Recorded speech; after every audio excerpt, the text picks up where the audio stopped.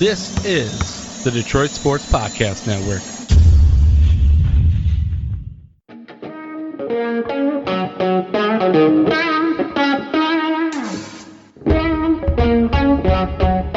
The biggest icon in podcasting.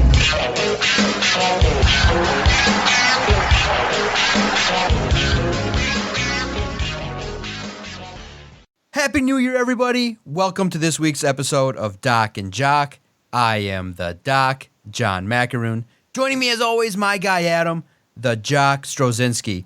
Probably in a celebratory mood after taking in Michigan versus Alabama, two heavyweights in the college football world. Starting off positive, obviously, we're going to talk about Michigan advancing to the college football playoff finale against Washington. Taking a look at, can the Michigan Wolverines cap off their undefeated season by winning in Houston? Definitely a great opportunity to talk about a college football team that really embodies a lot of positivity in regards to resiliency, being gritty, taking on a real tough opponent and playing and really not playing their best, but still overcoming. What a game it was on New Year's Day. In the second half of the podcast, got to break down the shit and the shitstorm that took place out in Dallas. What a crazy scenario. And it really, deja vu moment for this podcast, because another situation in which the officials fucked the Detroit Lions. And now you're starting to see a little bit of some players coming out like Glover Quinn online. And he's like, why do the Lions have to be the bigger person? Hey, remember a podcast just screaming and yelling about Jim Caldwell just not standing up for the Lions? You see Dan Campbell, how he's responding. He's almost frazzled at the fact that the Lions got screwed so badly. So make sure you stay tuned for the second half. It's going to be wild and chaotic, talking about this dude named Brad Allen who can't figure out who's talking to him. But Cuz, what was it like for you? Man, that game was interesting. Yeah, I agree with you when we chatted and you said it was kind of a boring game. I think you and I like to watch games where the play is crisp back and forth. It's a lot of sloppiness on special teams from the Wolverines. Avoided chaos by 2 inches. Can you believe a guy almost dropped the ball into the end zone? And you recognize that Michigan overcame it all. They battled for the entire 60 minutes, and they end up winning. And when you looked at it as the game went on, if Alabama played their best football and Michigan played their best football, it kind of appeared to me Michigan's the slightly better football team. But Michigan, when they make mistakes, if Alabama was able to capitalize, that game was closer to being a loss than actually a win. So it kind of had the feel of, for a lot of Michigan fans, of excitement and overcoming and a lot of relief, too, because that game came down to the wire. It came down to the final play. Yeah, look, this is an All That's Right with the World podcast. When we get into the Lions, all's right with the world. We'll talk about it. But right now, Michigan on top, going for a national championship. Third time's the charm for the Wolverines. This is exciting. If you're a Michigan fan, it's exciting. And look, this was my big takeaway from this game. It was a boring game. It was a sloppy game. It was not the best game for either team, for Alabama nor Michigan. But what I've taken out of this game is Michigan is playing at another level than just about everyone else in college football right now. And what I mean by that is if you really break this game down, special teams was an absolute albatross around Michigan's neck. Special teams cost this team at least 11 points in this game. This game would have been a blowout. Even with Michigan's offense not really getting into gear ever, Michigan's defense carrying the play throughout much of the game, the special teams for Michigan was really and truly the best unit for Alabama. Michigan special teams missed an extra point, missed a field goal. Then they muffed a punt that led to a 2 or 3 play touchdown drive for Alabama. So Michigan special teams was basically giving away the game. And then you talked about it where at the very end of the game, all you've got to do is just field the punt. Actually, in this case, your best option, because the ball was going to drop within inside the 10-yard line, is just get the hell out of the way. Get out of the way, yell fire, alert everybody else to stay out of the way, and let the ball go out of the back of the end zone. That way you can then try to another 80 yards and put the ball in the end zone, or 75 yards and put the ball in the end zone and run away with a victory. Instead, you end up muffing another punt and you're now down at the 2-inch line, and then you got to do some work to get it into overtime, and then when overtime takes over, you just take over and you just run the ball down Alabama's throat. I think I'm going completely opposite of what you're saying. I think no matter what, Michigan was going to win that game. Michigan was the better team than Alabama. I think when we get to talking about Michigan and Washington, it's going to be interesting. I like this matchup for the Wolverines, and there's a couple of reasons why, but I think what you can take out of this game is Michigan's defense is playing on a whole other level. If Michigan's special teams can just be average, like you don't even got to be good, just be able to field punts and kick extra points, I think Michigan has the goods on both offense and defense. I would like to see the offense just churning and going and just basically slicing through Alabama's defense. Like Alabama's got a really good defense, okay? So Michigan's stalling out here and there, not really being able to get into a flow. Michigan's coordinators were able to draw up really, really good plays that were able to exploit Alabama's weaknesses and really took advantage of them. And I expect them to do that against Washington as well.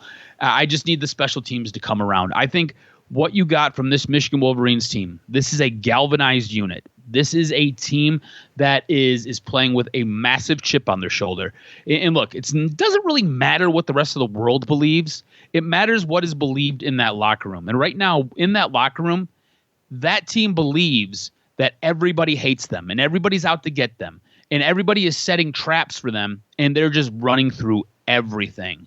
And it's like water off a duck's back. It's like, whatever, we're taking what's ours. We're coming for a national championship, and either you're with us or you're against us. And if you're against us, you're going to get ran through as we're on this go blue train. So look, I'm excited where they're at. I don't think it was the best game, the best performance from Michigan. All that being said, I think that defense looks like it's elite. That defense is coming to form and is playing out of its mind. I would love to see the offense taking it to that next level. And really and truly, if I can get a MAC level special teams unit out there, I will take that any day of the week. I thought it was an impressive victory. I thought it was a good victory. It was a lot of sloppy play, both sides of the ball. All that being said, I think Michigan took advantage when they had to, and they bowed up when they needed to as well. And I thought that defense really carried the play. Do you think this defense is good enough to hold up against a really elite Washington offense? Look, if you look at Washington's team, defensively, they're kind of so-so. They give up some points. They kind of play this bend but don't break defense, and a lot of times you're able to kind of take advantage of it. Offense, headlined by Michael Penix, is on a whole other level. They've got a ton of weapons all over the place. Their wide receivers and their tight ends are awesome. Their running backs are really, really good. I think they have a really good offensive scheme, and they're able to take advantage of you. Does Michigan's defense, does it carry over? Do you get that elite play in a week? Do you get to see that when they match up against each other in Houston? Or does Washington take advantage of this Michigan defense? What do you think happens? Oh, yeah, absolutely. From my understanding, Michigan has all of Washington's plays. They've stolen all they need to steal. You're the worst. They know exactly. You're the worst. Yeah, they know what's going on. They did top-notch espionage. They probably already paid Mel Tucker, being that Mel Tucker got his ass whooped by Washington so many times. They know what's up. They know what's coming. The program is in great shape. Michigan understands exactly what they need to do. In all seriousness, I'm impressed with Michigan's defense. I think that what was crazy was it didn't look like Alabama for portions of that game. I mean, the center, I feel like, needs to be investigated for violations or some gambling issues. I mean, he was throwing the football every which way. Milroe, oh my goodness, that last play, you guys realize, and I'm curious, how did you take in that final overtime when it shook out too? Because Michigan had that great drive to win it. It had the feel of like, okay, Michigan's confident. They're going to march right down the field. Because Alabama doesn't have the mystique that they used to, I just think that the talent that they had wasn't as good as in years past. Still a great coach team, but man, did Michigan's coaches exploit some things to allow for their players to be open. I mean, you leave Blake Corum that open to get space late in the game. You recognize too that the final play that first of all, I think if my memory serves correct from Monday, Alabama wins the toss the first time in overtime, and they elect to go on defense, which I thought was stupid. I thought that was, when I saw that decision, I'm like, okay. And I thought that you in overtime kind of want to be the aggressor and you want to score first. Michigan scored and took it right down with Blake Corum and handled business. And then Alabama was confident they used Milroe, but that last play was so chaotic. He had a guy open in the flat, but because the snap, again, was so disjointed, that wasn't the way in which the plan for that play was executed. So I think Michigan's defense, when you look at it, oh my goodness, Jesse Minter probably earned himself an NFL job, or at least a head coaching position, just based on the way in which he had Milroe so confused, and they bottled up. Well, it also goes to show you that they didn't have a Jamison Williams, like a guy that could just take the top off of defense, where the secondary was able to kind of keep everything in front of them, and they made plays. They didn't allow... That right there is where I think the championship game is going to be a little bit different than the semifinals game, because the weapons that Washington has are so much better. What Alabama was bringing to the table was basically Jalen Milroe. Jalen Milroe was their guy. That's why at the end of the game, when they were in over, the ball was in his hands. You want the ball in your best player's hands, and that's him. That was not a great play. It was not a good play design. There could have been something better. Almost anything better would have been better than what they drew up there. But you want the ball in your best player's hands when the game is on the line, and it was in your best player's hands when the game was on the line. It just was not a very good play. Now, when you go against Washington, like you said, Alabama doesn't really have anybody who's going to hurt you downfield. Washington, on the other hand, they've got 3, 4, maybe 5 guys who can really rip by you, and it's going to be a test of what that secondary can do, and it's going to be a test for those guys up front to get to Michael Penix and put pressure on him. Yeah, you better be on your P's and Q's, and you better play. And J.J. McCarthy can't be that sloppy. I think that was not his best game, and you recognize that. The first play of the game throws an interception, got so lucky that the Alabama defender stepped out of bounds. Yeah, and he missed some throws that were open that you would expect a guy at his level to make. So that's the stuff that should be a silver lining for Wolverine fans. You didn't play your best game, and you still beat Alabama. I think it's odds on. When you look at this defense, the way they attack, the way they handle the run, the way in which they're so poised, man, Minter's got it going on. It's impressive. And early on, you saw Milroe, and you saw the pressure that he was under. And the fact is, you knew that potentially if you got to Milroe, you could force the football free. And it was a momentum changer in the second half when they were able to get that turnover. And boy, it's not that easy, guys, for Michigan to be trailing and then to go right down the field to be able to get that touchdown. I think the game, whether you want to look at it, you want to break down overtime, I think the drive where Alabama settled for the field goal, at the point where they were getting momentum, they would kick themselves in the foot. It was like, what are you doing? This did not look like an Alabama football team that you come to know, where every time they'd have 2 steps forward, they'd take 3 steps back with unforced errors. And that drive where they settled for the field goal, I thought it cost them the game. Yeah, look, no, I agree with you, because at that moment in time, I told you, I tweeted you. You asked if I was nervous, and look, I was nervous going into the game. I think at that moment where they were on that drive, I was yelling at my TV, we need to stop, we have to figure some way out to hold them to at least 3. And that right there was kind of the turning point in the game. They held them to 3. Michigan's offense got the ball back, and it was like all of a sudden the blinders came off for J.J. McCarthy in that offense. They were able to march down the field almost at will, doing whatever it was that they wanted to do, and were able to bully their way into the end zone. That was a pivotal moment in the game, because Alabama could have really put this game out of hand, out of reach for Michigan. And instead, what happens? Michigan goes down the field, ties up the game, and next thing you know, Alabama has the ball, and they've got the opportunity to do some damage. But Michigan's defense was for no games and punched them right in the mouth, and then they took the ball away. And look, yeah, it's set up for Michigan to basically be able to go down the field and kick a game-winning field goal or try to score a touchdown. But again, special teams really let you down, and thankfully, like you said, 2 inches. 2 inches was the difference, right?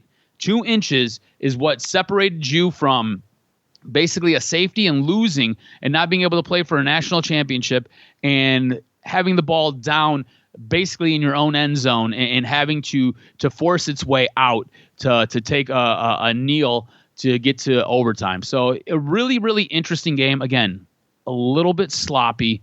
I think heading into this upcoming week. I think Michigan has to figure some stuff out, right? If you want to win your first national championship since 1997, your first outright natty since 1948, you've got to figure a couple of things out. You've got to figure out a way to get J.J. McCarthy on in a better rhythm, just on a better pace, because how you started this game and the way you finished the game are completely different. And there was just too much bogging down in the middle of this game. The first quarter was very sluggish. They kind of turned it on in the second quarter. You start the third quarter, and most of the fourth quarter, it almost felt like that offense was sleepwalking. They figure it out at the very, very end, and then you go into overtime, and you're able to do whatever you wanted to do. I think the run game will be incredibly important going up against Washington, because you're going to want to control the clock. You're going to want to keep the ball away from Michael Penix in that offense. So I think you're going to have to figure and shore up some things on the offensive side. You're going to have to get JJ in a bit more of a rhythm early. And really and truly, you've got to clean up some of these messy, sloppy turnovers, and just don't get too cute with the ball. There are so many times in the game against Alabama where Michigan got really cute and they just kind of shot themselves in the foot. You don't need to do that on offense. I think defensively, this team needs to come out and do essentially the same exact thing. I think you need to get to Michael Penix. You need to pressure him. You need to hit him. I can't tell you how many times Jalen Milroe was hit or pressured or forced out of the pocket and forced to do something with the football. You need to do that to Michael. Michael Penix is not as elusive of an athlete as Jalen Milroe, so your edges and the guys up front should be able to get home a couple of times, and you just need to rattle his cage a little bit, and I think it will set the tone for the game.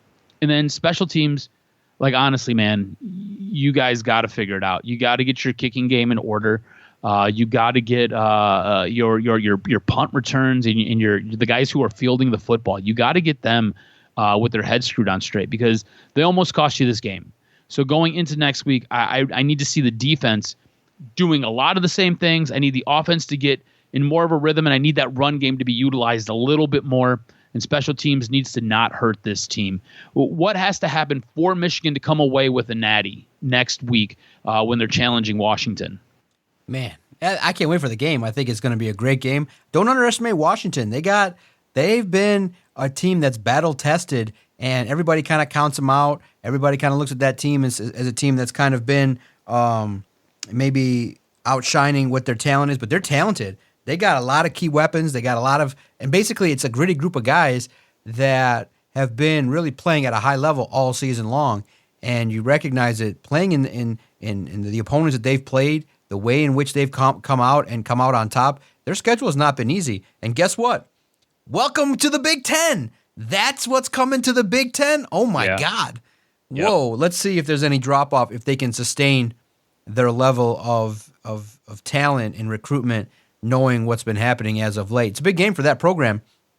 I think what has to happen is, for Michigan, I think that you probably are going to continue to want to have Blake Corum be leading the way. You need J.J. McCarthy to step it up. And defensively, I just think that, you know what? Really, in the end, based on what you saw against Alabama, you got to clean up the special teams, make sure your punt returns are on your P's and Q's, and clean up the errors that you had. And I think that Michigan's probably a little bit, I think it's a fair 5 points better than Washington. I think in the end, it'll be another game in which you want to pound the rock and take a couple chances, to Roman Wilson and the tight end. But you ride J.J. McCarthy and Blake Corum to the national title if you're Michigan, and you got to hope that offensive line holds up. And they have been, but, at times it can get a little dicey there for Michigan. I think that they'll handle the pressure well. I think Michigan, I think when I asked on Twitter at Detroit Podcast, most people's confidence level is at a 7. But I'm definitely, it's interesting. Michigan fans definitely are a pessimistic group, fatalistic, at least online, talking about, oh, here we go again. Michigan's one and done. I mean, literally, you had the feel. I'm 2 for 2. I called the Lions going down the field and scoring, and I even joked on Twitter. I said, oh, Michigan should go for 2 too. Are they going to do it? You had a feel. I mean, don't you guys look at trends? Michigan's been shining all year. I actually had no doubt when Michigan got the football, they were going to march right down the field and score. I just knew. What What was your level of nerves when it was that 4th and 2? Like really, three, almost 4 minutes left in the game. Yeah. Jim Harbaugh pushing all in, going for it with that 4th and 2, and the game was essentially won right there for Michigan. Look, we're not holding back, we're going for it. What was your nerves at that point? Because I think if you were a Michigan fan, you had to be a little bit on edge. You had to be a little bit like, I don't know if this is the right decision. Now, I myself was pretty confident. I was like, all right, let's go for it. Like 4th down, this is what this team has done, right? And right. I didn't see Alabama being able to stop the run game. So hand it to your best weapon, which is Blake Corum, and let the guy do what he does. So I wasn't specifically nervous at that moment in time, but I think for Michigan fans, you had every right to be a little bit shaken. Oh yeah. But I mean, there was a lot of sloppiness, obviously from the first play, the way in which they didn't capitalize. The missed field goal. There was just a lot of sloppiness. That didn't, and you would not expect that from a team that's been preparing for a month. That's what's, I think, concerning. 4th and 2, no, I had a good feeling. I think that Sharon Moore is a great offensive coordinator. J.J. McCarthy, when you got a mobile quarterback, you always got a chance. So like I said, even when they had the ball down 7, it just had a feel they're just going to march right down the field and score. And I did though think that once Milroe got the ball into the red zone in overtime, I thought, okay, Michigan strikes first. I naturally thought, okay, now Alabama's going to strike. Now second. I was hoping, for me as a fan just watching it, I was hoping that it got to the point where the teams had to go for 2 because I figured that was going to separate it. But the chaos in the end bit Alabama. What was your reaction on that 4th down play when it's all for the marbles, you make a stop, and you're one play away from advancing and winning the Rose Bowl? I was pumped. I was pumped. It was one of those moments. It was a little bit surreal for me, right? Like it was. I was so excited. I was like, all right, like let's go. And look, when this team was in overtime and it was like 4th and 3 or whatever, you could see in the demeanor, in just the body language of that Michigan defense, you were going to have to bring your best stuff. They had basically said, look, we've got 3 yards to play with. We're going to give you 2, and we're going to build a wall here at the line that you need to gain, and you're not getting through us. And that's essentially what they did. They just bodied up, and they bowed up, and they were just the bigger, more physical team. It was one of those things where it was impressive to watch that defense play and just kind of take control of that game. I think this game, as ugly as it was, because it was an ugly game. Like, I don't want to hear people saying this was one of the greatest Rose Bowls ever played, because it wasn't. This was a hideous game. And like I told you, it was boring. I was like, what the hell are we watching? You had Alabama's offense kept turning the ball over, and you had their center basically snapping it over the quarterback's head. You had Michigan's special teams unit basically shooting themselves in the foot. There were points where JJ looked uncomfortable and didn't know what the hell he was doing. So, like, no, it wasn't a great game. It wasn't a beautiful game. But I think you learn a little bit about yourself in these games. I think when you kind of wade into that deep end of the pool, when things don't go right and things don't really work in your favor, or things just aren't really happening the way that they should happen, or the way that you draw them up, there's a little bit of resolve that you kind of find yourself with. And I think Michigan's found that. I think Michigan has had a couple of different things not go their way this season, and it makes you a better team, makes you a more mature team. It allows you to play with a little bit of that pressure. It allows you to play and keep the level head, and allows you to kind of go out and still execute, even though things aren't really falling your way, because you can lean on those experiences and say, look, we did it this time, we can do it again. Let's just keep going, keep pushing, keep driving. You know what the game plan is. And I think that's what this team has. I think that's why this team will play for a national championship and will win a national championship and will take out Washington. I think Washington's a really good team. I think Washington's a fantastic story. You could make the argument that 2 of the best 5 teams in all of college football were Washington and Oregon. And those two teams were so much fun to watch. You could make a case that both of them probably deserve to be in the college football playoff.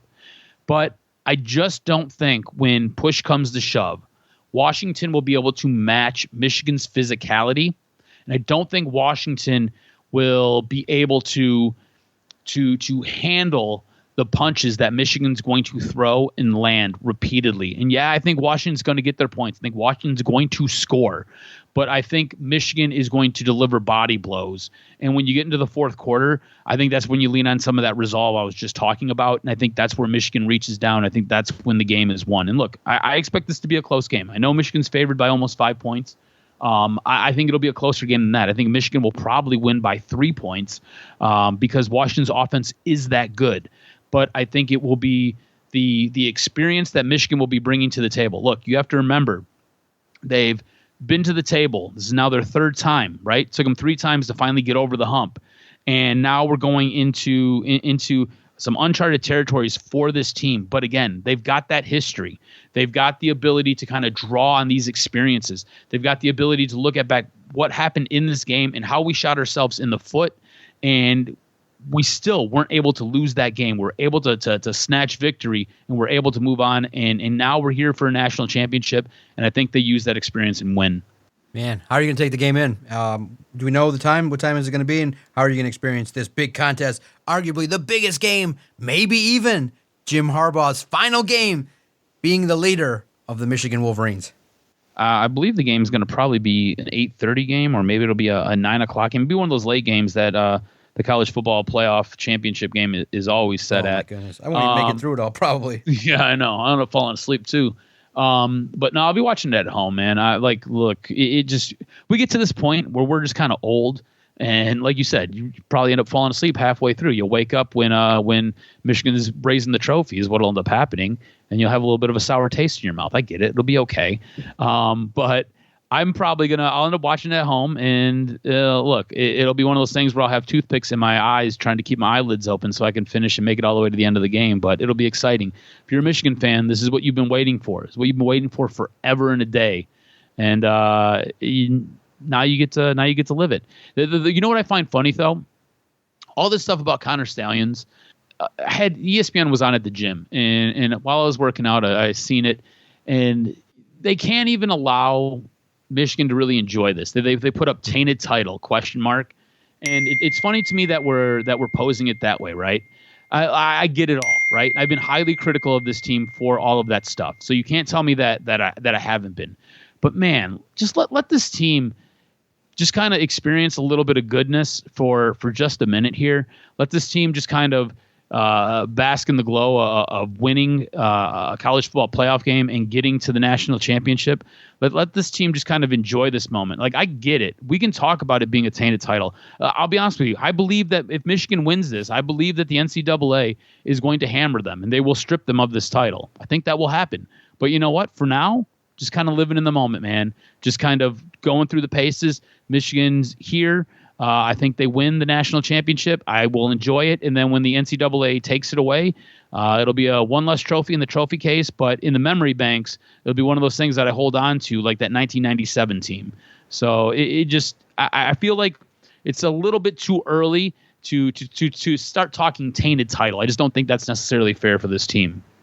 Okay. And we'll see how the rest of the sporting community treats this, because I do think that obviously Michigan fans are definitely thrilled, but when you set it up, when you have a situation, it's Michigan versus everybody, well, you're going to have a lot of people that are going to be dissenters. You're going to talk about people, certain group of people that are going to talk about this being tainted. We'll see how the NCAA investigation is going to shake out. So it'll all end up being a situation in which there's going to be more to the story regarding this title. Is it going to be the title that gets taken away? We shall see. But in the moment, hey, all you can do is enjoy it, ride the wave. Michigan will be in the game, and it'll be an opportunity to go out there and showcase the big Block M in Houston up against Washington. But one last game. You haven't been crowned yet, so we'll see if Michigan brings the title home in one of the biggest games for the program.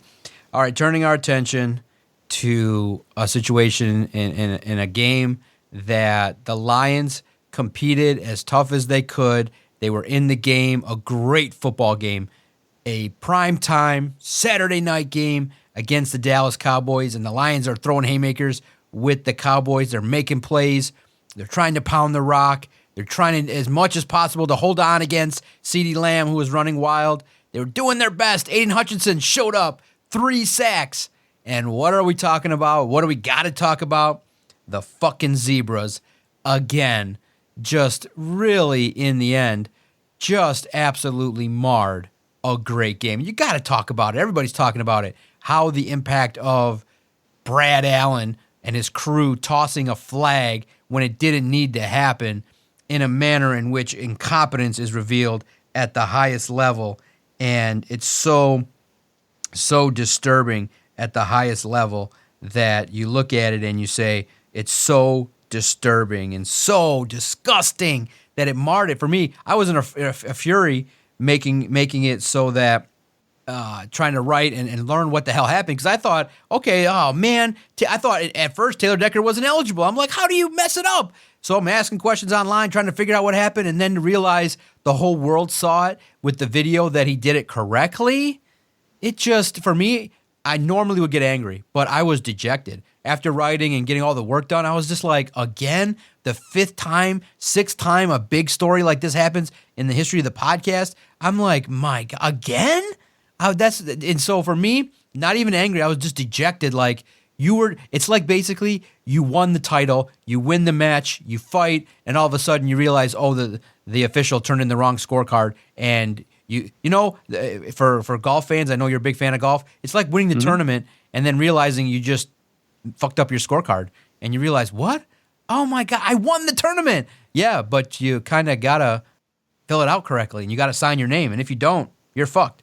And you're just like, oh hell no. And it just kind of, it just had the feeling like the Lions were robbed of respect, were robbed of a championship crowning achievement based on officials. That's how I took it. I was bummed out. I was just like, I can't believe this happened again. And you recognize too, for me, that it could end up me getting my ass on a plane when I don't want to. If the Lions were the number 2 seed, they would have had to play their second game at Ford Field potentially. Now that pretty much ensures that if they win the first round, my ass has got to get on a plane and possibly go to Dallas. Yeah, I could go back to Dallas. That could be fun, a fun trip. But in the end, I was just bummed out. I just thought that a great football game that should have been a classic, 2 teams with great defenses, punching each other and doing their thing, and the game was marred by an official who are incompetent. You said a whole lot there in your opening monologue. And look, when we opened this podcast, I said all is right with the world. And look, all is right with the world. Yeah, Lions got screwed. Lions again got disrespected by the league. Lions again got disrespected by the NFL. If that doesn't tell you everything you need to know, as good as this team has been over the last 2, even 3 seasons, as good as this team has been, all the respect that this team has earned and garnered from everybody else around the league, still, the league that you play in, the higher ups, the officials, they still do not respect you, because that's what this was. This was an official who had zero respect for the Detroit Lions. This was an official who did not care what was being said to him when he had players coming up to him and telling him who's eligible, who's reporting, and what's going on. This is a referee who basically had his head in the clouds and just was like, yeah, okay, whatever, let's go, let's get this game over with. This was a referee who had other things on his mind, who had other engagements that he was preoccupied with. And again, this just goes to show you where the Detroit Lions place in the hierarchy of the league. They are completely disrespected, and there is no love for this team. And that is probably the most frustrating thing, because you know what? This game went from being a lot of frustration, a lot of consternation, a lot of just kind of huffing and puffing to the highest of highs and joy, right? To where me and my fiance are sitting there watching the game unfold, and we're high-fiving each other, and we're like, do we go for 2? Do we go for 2? He's going for 2. This man's a madman. Let's go. Let's get it. And they score.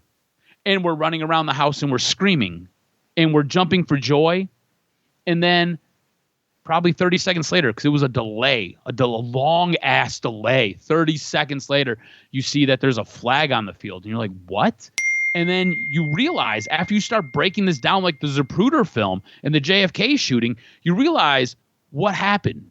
That the referee basically chose to hear what he wanted to hear and then throw a flag and overturn a play that is not reviewable, overturn a play that hurt the team, and overturned a play that when we really break it down, took this team out of contention for what would be the second overall playoff spot, took this team out of contention for fighting for that first overall playoff spot. And I think, to me, that's the biggest kick in the nuts. That's the biggest punch in the face. And that is basically you spitting and pissing on me while I'm on the ground bleeding, right? It wasn't so much the lack of quality officiating throughout this game, because let's be honest, these officials sucked. How many times do you have to see one of the best wide receivers in the league, Amon-Ra St. Brown, getting raped down the field? Happened a lot.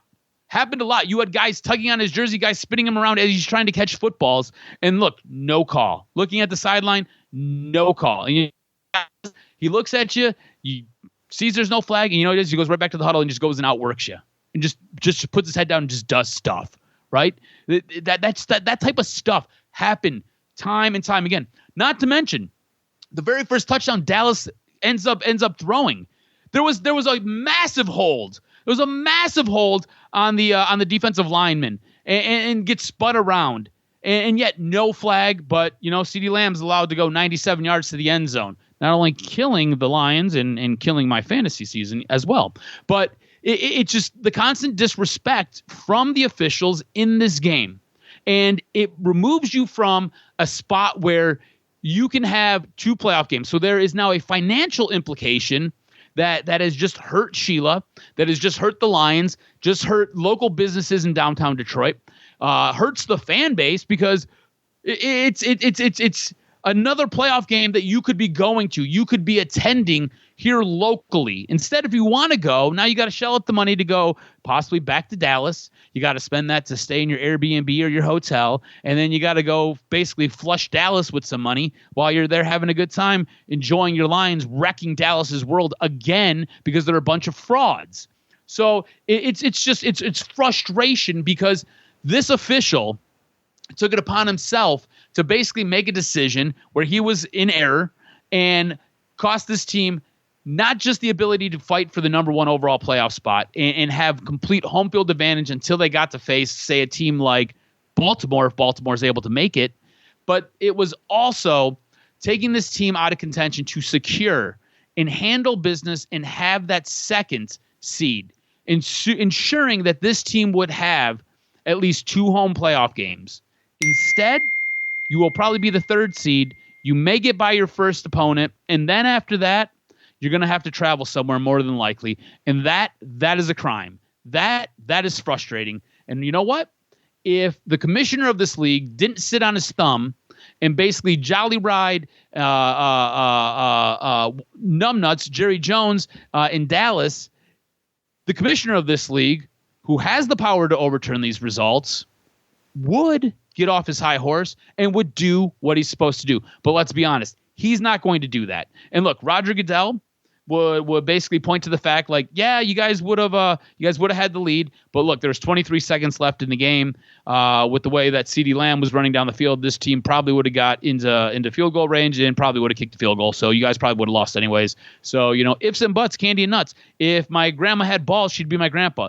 But this is what it is. This is where we're at, and it sucks. And if you're a Lions fan, you should be pissed. Dan Campbell's pissed. Jared Goff is pissed. The team is pissed. You should all be pissed. And what you should be pissed about is this is how the league views you. They view you as their bitch. Everything that you've done that has been good doesn't matter. Throw it out. You're still our bitch. And you know what? Everything happens good for Dallas. The refs go around and they bend the rules to fit Dallas, to sit there and help a team out like Dallas. This is at least the second time in the most recent history where we can easily recall getting boned in Dallas, getting boned in Jerry World. You know what? It's not really nice getting fucked with a sandpaper condom in the asshole with no lube. It's not really nice. And you know what? Fuck Roger Goodell, because he's a little bitch and he isn't going to do anything about this. And fuck, Barry Allen, Tom Allen, Dick Allen. I don't give a fuck. Allen, whatever the fuck his name is, the ref. Fuck him, because he boned us. And it is frustrating to live this time and time and time and time again. We've been doing this for 10 years. 10 years, John. We have seen numerous times where these things have happened to come and bite us in the ass, and it is frustrating, especially when this is an elite team. This is a team that if you are in the playoffs against them, You should be nervous playing them. They just showed you. They went into Dallas's house, into the land of Jerry World. And I'm just going to tell you how it is. They beat Dallas. This game should have an asterisk. They beat Dallas, a team that regularly scores 40 points a game. They beat them. They held them to half of what they normally score at home. They beat them. They made Dak look incredibly human. They made this team look incredibly gettable. And it's frustrating from a Lions fan's perspective to watch this happen time and time again. And it's very, very upsetting. It is. It's absolutely infuriating. It's disappointing because of what ramifications. But here's a silver lining. And it's great. Antonio Brown's on the Lions side, baby. Antonio Brown's like, hey, step it up, overturn the game. You got Rex Ryan, who's a little biased, being that his son is on the coaching staff. But it's good to hear a little bit of, it was nice to hear the national media break it down and not just carry the Cowboys water. Obviously, Marcus Spears and the others are going to be like, well, the tripping call that could have happened that shouldn't have been called and I shouldn't have put that in the first place. Well, okay, I understand. But look, in the end, the officiating in the NFL is not good and directly impacted a play that was successful for the Detroit Lions. And you took points off the board. It was so disturbing. It's so much so that it overshadows a lot of some critiques you could have about Dan Campbell, Jared Goff. It's overshadowing it. We're going to talk about it in regards to the fact that if the Lions do make these kind of critical errors that they've made in these big games, they're going to lose. But could this be in a year where Michigan, as we talked about earlier, faced their coach getting suspended every other week, faced an allegation and potentially were part of or indirectly hired someone that cheated at the highest level of spying and stealing signs and besmirching the respect? Could this be a situation, and you see the success that Michigan's had, where in the past we all think, based on our bias and our SOL mentality and our trauma, that this is just going to, and obviously Vito wrote an article at All Lions where he says this could haunt the Lions forever. Could this be the kickoff point where this is really Detroit versus everybody? Dan Campbell stands in front of his team and he's screaming his head off louder than he did at myself and the media this week. And he's like, the league hates us. The league does not want you to win. Look what the league thinks of you. You guys are the scum of the league. You're not Dallas. You're the guy standing outside the club. You're the guy that's got to stand there and watch some guy in a fur coat just walk up with two girls and walk right in. And you're better than him.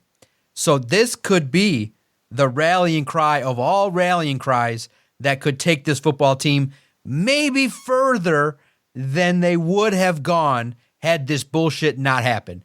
Could this be the rallying cry that in the end, in the documentary, when Dan Campbell goes back and he recaps it and he goes, to be honest, yeah, I was pissed that we lost, but on that Wednesday when I talked to the boys, we got them up and we got them, and this is what carried us to the Super Bowl. Could you imagine that feature, or at least that talk when they do that feature when the Lions are in Vegas playing the Dolphins or the Ravens, and you get a chance to realize how the fuck are the Lions in the Super Bowl? Well, it's because they got fucked in Dallas. Any opportunity for this to be used in a good way for the Lions? Yeah, look, I think this is going to be a real test of Dan Campbell and how Dan Campbell wants to motivate this team and how big he wants to make this chip on their shoulder, right? If I'm Dan Campbell, that's what I'm doing. I'm going into that locker room after this game, and I'm like, look, guys, we won this game. We won it. We got screwed. We got boned. This is what the league thinks of you. The league doesn't think you're shit. The league doesn't want you to succeed. We're gonna exceed, and we're gonna excel against all of that. So put your hard hats on, and we go back to work. And if Dan Campbell is as good as we all want to give Dan Campbell for being, Dan Campbell will use this as motivation. Dan Campbell will light a fire underneath these guys' asses and will get them going and get them up for this game against Minnesota and for the playoffs. And he will use this as fuel to help fire this team to get them through as far as the season's going to take them. It'll be interesting to see how far this team can go and what this team can do. I think right now what we're getting from this team is we've got a defense that is playing better than we've seen all season.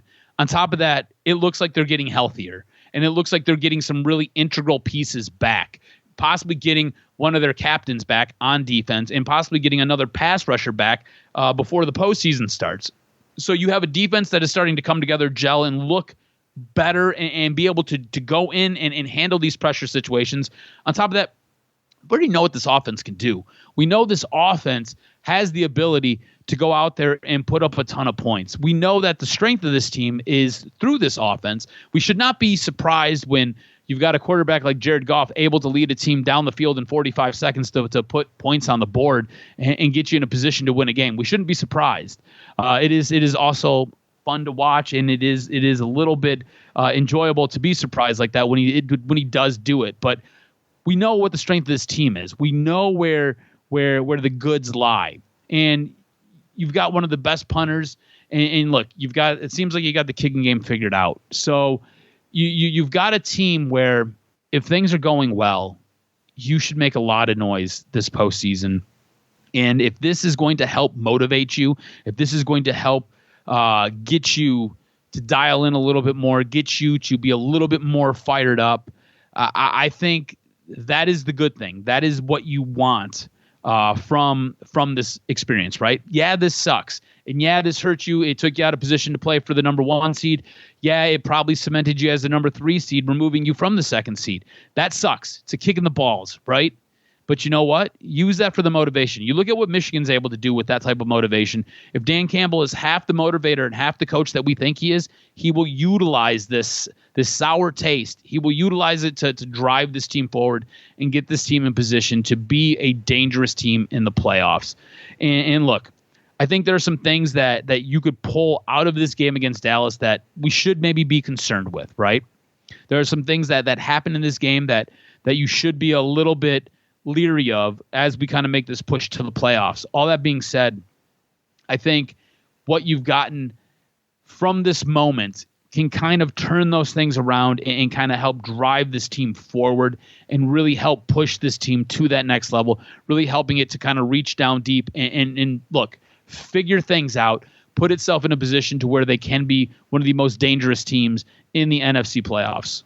I hope so, man, because you realize this city, man, could you imagine if they go back to Dallas and it just doesn't go right? Could you imagine if it probably could happen again? You know, I look at it and I say, look, the Lions probably now point blank have another reference where they realize you can't let it ever go to the refs. You can't ever let it get to that point where you got to be scrambling and making a comeback and in that situation. And the Lions did not play clean football. The run game was really ineffective in the first half. It picked up a little bit in the second half. Jared Goff, I tweeted at Detroit Podcast, and hopefully you guys do follow during the game as we ride the emotional roller coaster week in, week out against good teams. We got right now this season. It sucks because the team is better, because I think we got to bite the bullet and accept it. We got the Rams guy back. This guy's turning the ball over against good teams at such a high rate that you realize if he does this against the Rams, if that's the case, now the way in which it shakes out pretty much is if the Lions win and the Cowboys and Eagles win, they're going to be the 3 seed, and the Rams will dictate their future a little bit based on their game against the 49ers. There's a strong chance it's going to be at Ford Field against the Los Angeles Rams or the Green Bay Packers. Both teams are playing decent brand of football. Both can score. Both have a history of doing some things in the postseason, and they both can come into Ford Field and beat the Lions if Jared Goff gives them a freebie and does not play at the highest level. And here's the worst part. The offensive line is good, but they're not playing lately at the elite level against the best opponents where you can be confident that if Jared Goff is a sitting target and the Rams, Aaron Donald, and the people that are tasked with trying to get after Jared Goff, now you're looking at a scenario in which it's going to be a close contest. I think either way against both teams. I don't see a blowout. And I think the smallest factor that could dictate if the Lions advance or not is Jared Goff and his turnovers. And it might, and again, I've said it before in different spots, sometimes it's not the interceptions. Sometimes it's him just dropping the football or getting popped, and not being able to secure the football. It can go either way. The Lions can ball out, and everybody, look, you get David Montgomery going, Jahmyr Gibbs, Sam Laporta. You got to watch out for his situation injury-wise, but it seems like it's going to be okay. Jamison Williams and his ankle, Amon-Ra St. Brown. You realize when things are purring and you get into fifth gear, this thing can go. But if it goes left and Jared Goff is getting pressured, he's throwing interceptions, you realize the defense has got Cam Sutton, who likes to gamble and fall and miss. There's no guarantee that this football team gets out of that first round. So what could have happened with this Dallas loss could be very, very much a positive or very much so a negative, because there's a lot of warts that are being exposed where everyone can look at the film and go, oh, well, Dallas, look what Dallas did. They weren't really playing that good against the run, but look at them stuff Jahmyr Gibbs and David Montgomery, and look how they pushed up the middle to be able to get after the Lions. And look at Ben Johnson. He loves these long-ass draw plays that take forever to develop, and we're already there waiting for him by the time these guys are cutting. So I think there's some warts that are being exposed that I'm not so certain just yet. But one other silver lining, cuz Aleem McNeil, CD Deuce, James Houston. 3 good players coming back could make the Lions look like a whole different team. Yeah, I mean, it makes that defense look that much stronger. I think you're right, though, when you touched on Jared Goff and some of his struggles, right? There are points in games, especially in big games, on the road, games when you need him to be his best. It's almost like you get a different player, a guy who is fumbling the football, a guy who is throwing to the wrong guys. It is frustrating at its highest level. And look, as he goes, this team will go. That's why it's so important for this team to get that other home playoff game, right? If you wanted them to be in that national, if you wanted them to be in that in the NFC championship game, you needed that second playoff game. It makes it much harder if you got to go on the road and go to a place like Philadelphia to try to do that.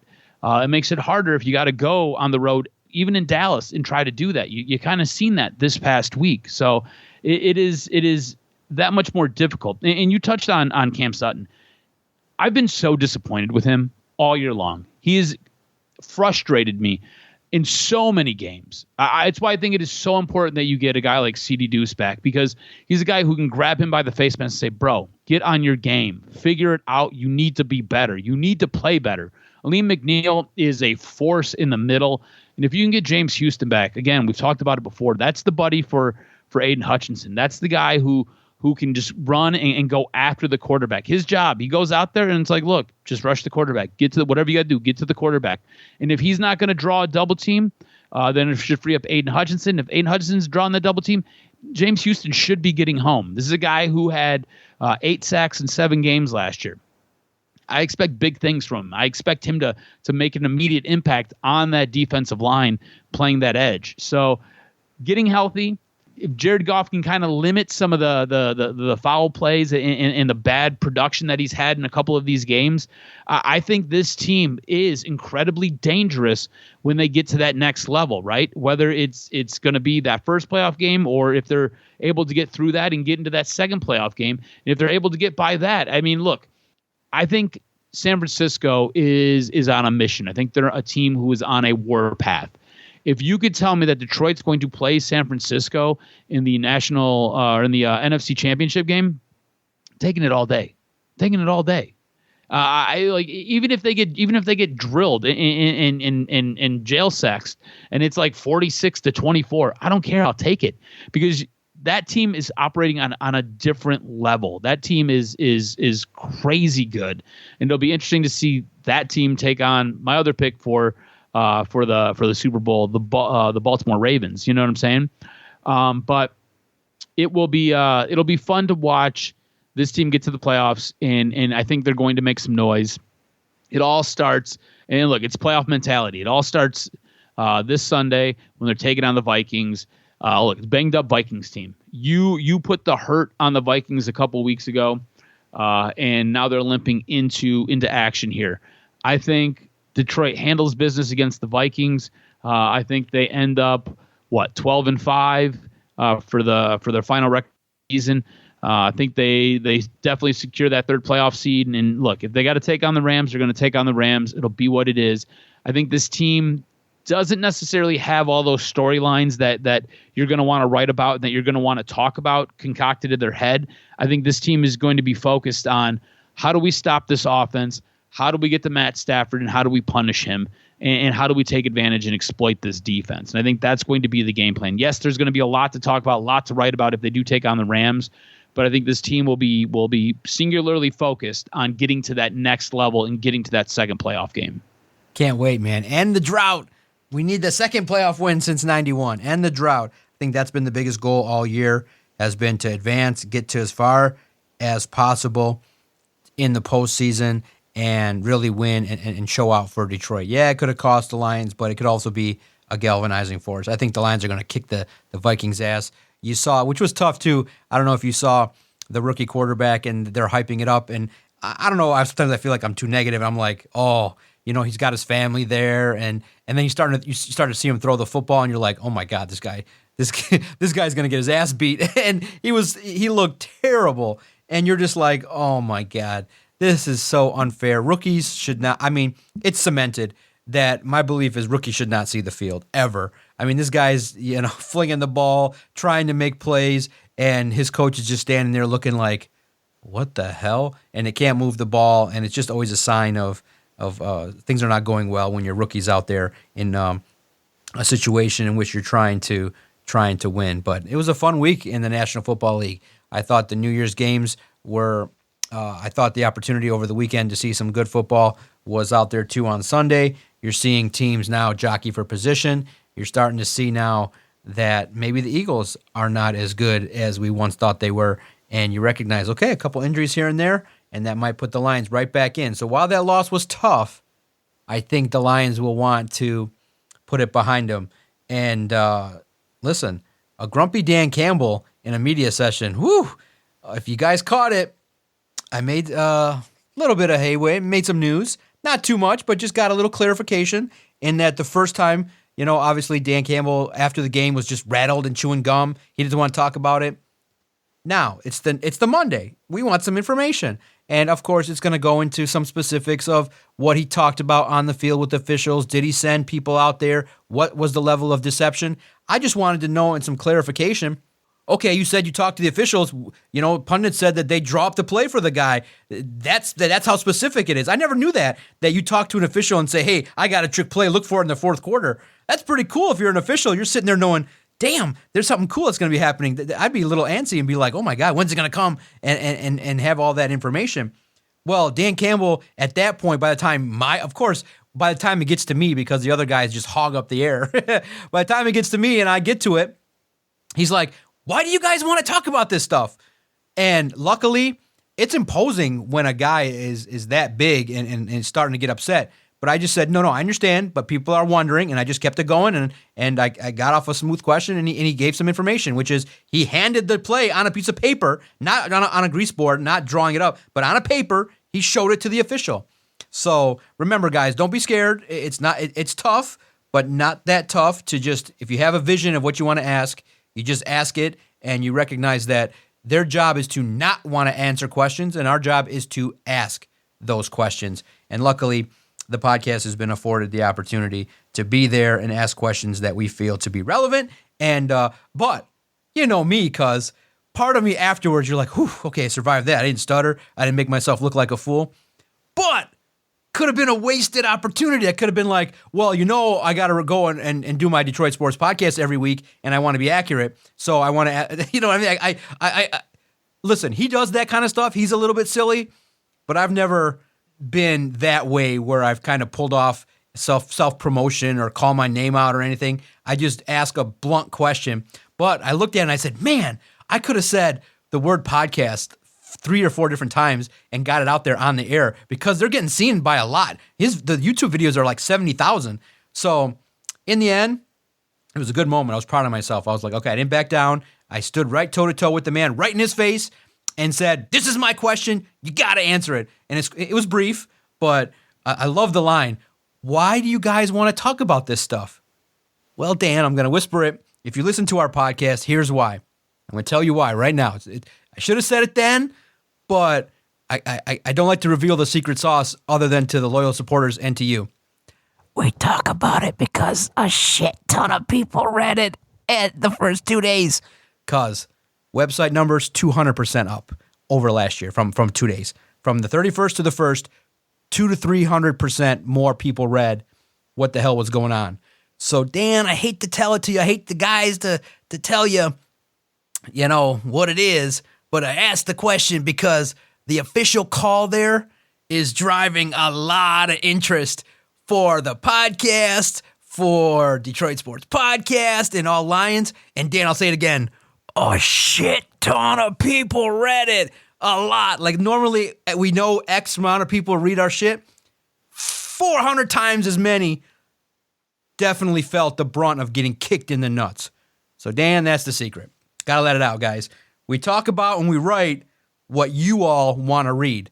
And luckily, I think Adam knows and everybody knows that the job is to understand what the fans want to talk about, and that's what we talk about. We ain't talking about the Pistons. Clap for them. Golf clap, cuz they broke the streak. They're still irrelevant. We gave them 40 seconds on this podcast. That's why. Cuz our 60 minutes is up. A beautiful hour. I always enjoy the time that we get to spend bullshitting, talking sports. I really do hope, I'm not going to lie to you. I hope Washington kicks Michigan's ass, and I hope that it's the most pain that Michigan fans can feel getting a taste, getting a taste of a lead in the fourth quarter, then Washington comes back. That's what I hope happens. But now my compassionate side will say, I hope that you do get a chance to celebrate. It's a fun feeling. I was at Michigan State when they won the NCAA basketball tournament. It's no other feeling when you follow a team and see them win, and to have a fan base and people you care about that like Michigan, that's fine. Let you enjoy a little bit, because probably in the end it's gonna be for me it'll just be a game that never happened, because when the investigation's done, the probably some words revoke might be coming up in 2024. Make sure you follow Adam on Twitter at AdamRSTROZ. Follow the network at Detroit Podcast. Thank you guys for checking in and liking our nonsense on Twitter and enjoying the banter between two guys that love Detroit sports. Cause I can't wait to fire it up next week. Let's see what happens with Michigan, and let's see, are we going to talk about Lions and Stafford or Lions against Love? Let's see. But we'll be back next week for the latest and greatest episode of Doc and Jock.